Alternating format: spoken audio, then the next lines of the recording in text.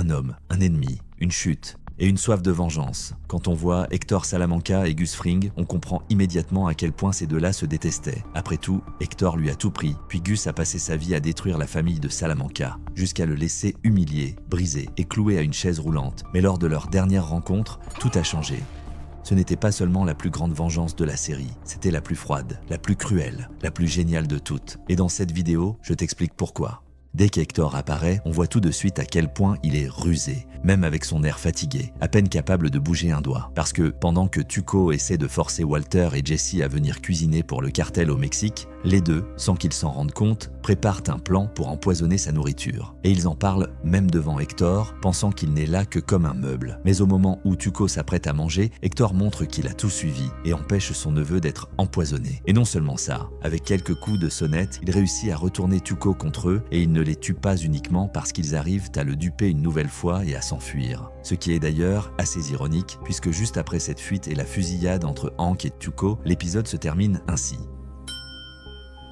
Et avec le son de la cloche, on voit Hank utiliser Hector pour identifier Jesse sur la scène du crime. Mais même s'il déteste le gamin et veut sa peau, Salamanca ne dénoncerait jamais quelqu'un à la police. Parce que pour eux, c'est pire que la mort. C'est pourquoi, malgré son état, venant de perdre son neveu, il trouve encore la force non seulement d'effrayer Jesse, mais aussi d'humilier cette police qu'il méprise tant. Cela prouve que même cloué à une chaise roulante, il restait le chef de famille. C'est d'ailleurs lui qui envoie les jumeaux après Walter. Et s'il n'obtient pas sa vengeance, c'est parce que Gus intervient et demande au cartel d'attendre, sous prétexte qu'il faisait affaire avec lui. Et au lieu de soutenir la famille Salamanca, le cartel écoute Gus et laisse les jumeaux déverser leur colère sur un autre homme, Hank, bien sûr, après une manœuvre de génie de Gus pour se débarrasser d'eux. La mort de nouveaux neveux et un cartel qui préfère écouter Gus plutôt que le tout-puissant Salamanca montrent bien qu'Hector n'a plus le même pouvoir parce que, autrefois, les choses se seraient terminées comme ça.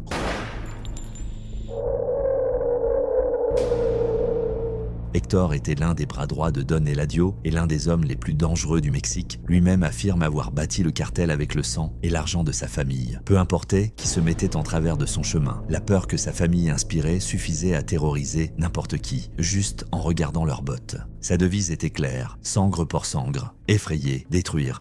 Contrôler les territoires par la force, c'était sa spécialité. Personne n'osait s'en prendre à eux. Et si quelqu'un osait, il prenait une balle, un poing, voire un coup de hache. Depuis toujours, ils avaient appris qu'il fallait être fort et protéger sa famille à tout prix. Tu pourrais penser que Hector ne se soucie de rien, qu'il est juste un monstre. Et bon, oui, c'est un monstre, au point de noyer l'un des jumeaux quand ils étaient enfants pour donner une leçon à l'autre, simplement parce qu'il avait souhaité sa mort. Mais quand il voit le garçon tout faire pour sauver son frère, allant jusqu'à le frapper, il finit par relâcher le petit et lui dit « La famille est todo ». Pour lui, comme pour beaucoup de mafieux, la famille passe avant tout. Et tandis que Don Eladio, Bolsa ou même Gus refusaient d'impliquer la leur car ils y voient une faiblesse. Les Salamanca, eux, en font leur plus grande arme, même si cela signifie détruire une autre famille pour préserver la leur. Quand Gus rencontre le cartel pour la première fois, on comprend déjà qu'Hector ne l'aime pas dès qu'il le voit, assis avec son partenaire, il ne les regarde presque pas et urine dans la piscine du patron, comme s'il marquait son territoire, dans cette même piscine où, quelques minutes plus tard, Fring verrait son partenaire saigner jusqu'à la mort. La mort du chimiste de Gus, c'était un message, un avertissement, une élimination stratégique et une démonstration de pouvoir. Mais la manière dont Hector s'en charge, avec haine, le forçant à regarder son compagnon au sol, sans défense, rend tout ça encore plus cruel. Et après avoir tué l'homme qu'il aimait, il ose encore lui donner un conseil.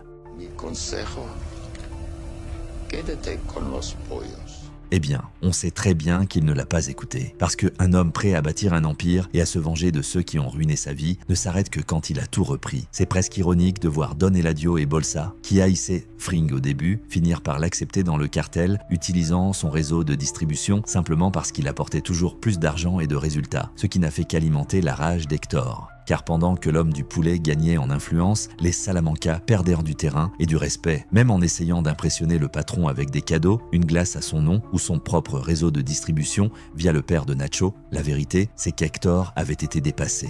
L'homme qui avait aidé à bâtir la grande mafia n'était plus qu'un vieux chien enragé, se battant pour des os de plus en plus petits. Le cartel le traitait avec mépris et sa haine envers Fring le rendait aveugle. au point de ne pas voir le petit bouton de hype juste en dessous qui aide énormément à faire grandir cette vidéo. Mais revenons-en à l'histoire, tout ce qu'il voulait, c'était démasquer Gus Fring à tout prix, lui prouver qu'il était supérieur, que ce soit en terrorisant les employés du Polos Hermanos, en exigeant que Gus fasse lui-même les livraisons de drogue sans l'accord de Don Eladio ou en s'emparant de la plus grosse part du trafic. C'était sa manière de montrer qu'il contrôlait encore quelque chose sans réaliser à quel point il était déjà manipulé, trompé et trahi.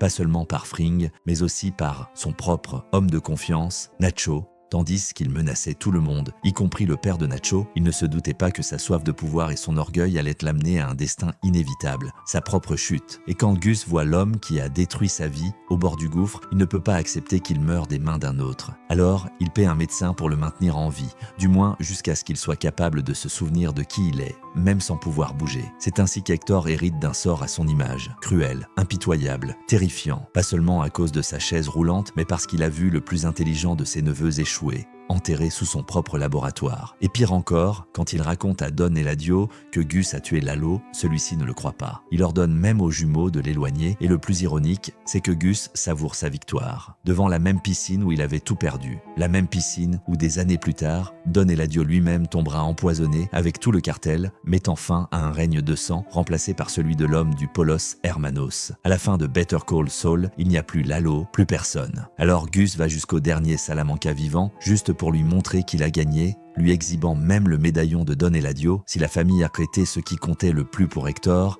il n'avait plus de raison de se battre. La seule chose qu'il pouvait encore contrôler, c'était s'il allait regarder Gus dans les yeux, comme le ferait quelqu'un qui a été surpassé, humilié et qui implore sa fin. Du moins, jusqu'à ce qu'un autre chimiste apparaisse et lui offre une occasion en or. C'est presque ironique. La mort d'un chimiste déclenche la vengeance et c'est un autre chimiste qui planifie celle qui met fin à tout le cycle. Et oui, Hector détestait Walter. Mais pour détruire Gus une fois pour toutes, il aurait collaboré avec n'importe qui. Alors, il attire l'attention de Fring en allant à la police, les dupant une dernière fois, et quand Fring arrive enfin en face de lui, prêt à conclure ce qui a détruit les deux, il le regarde droit dans les yeux. Mais cette fois, avec puissance, avec rage, avec tout ce qui a toujours fait trembler le nom Salamanca. Et après de longues secondes à faire sonner la cloche, tout se termine dans une explosion parce que la loi est claire, sangre porc sangre. Deux ennemis qui ont tout perdu en choisissant la haine comme unique carburant. Parce que, cette fois, ce n'était pas Hector qui était aveugle, et même un homme 10 fois plus intelligent peut tomber, même s'il tombe en ajustant son costume, et hors de la pièce, parce qu'il refuse de mourir à ses côtés, prouvant ainsi non seulement qu'il s'agissait de la plus grande vengeance de toutes, mais aussi que Vince Gilligan avait bel et bien créé le méchant parfait. Ça, je t'explique mieux dans la vidéo juste là, à l'écran.